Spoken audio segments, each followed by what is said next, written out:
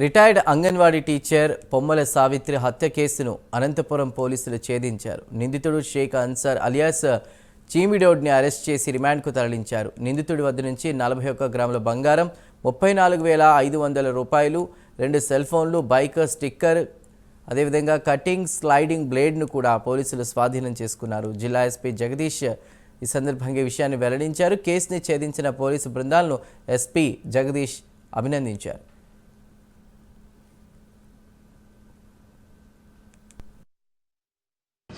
షేక్ అన్సార్ అని ఈ వ్యక్తి 33 సంవత్సరాలు. దీని ముందు ఒక్క దొంగతనం కేసులో ఇన్వాల్వ్ అయ్యి ఉన్నాడు.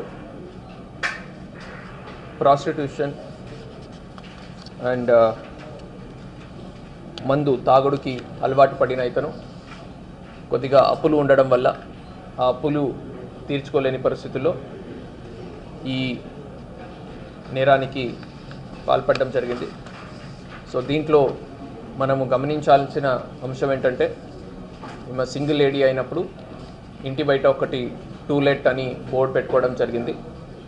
సో దాన్ని గమనించి ఒక సింగిల్ లేడీ ఉన్నారు అనే అంశంని అబ్జర్వ్ చేసి ఆమె దగ్గర వెళ్ళి ఒక కాన్వర్జేషన్ బిల్డ్ చేస్తూ ఇంటి లోపల వాటర్ అడిగి ఇంటి లోపలికి యాక్సెస్ గెయిన్ చేసుకొని ఇంటి లోపల వెళ్ళి ఆమె నీళ్లు ఇస్తున్న సమయంలో ఇతను ఒక స్టిక్కర్ కటింగ్ బ్లేడ్తో మా గొంతు కోయడం జరిగింది. సో ఇతని వద్ద నుంచి మనము ఒక 40 గ్రామ్స్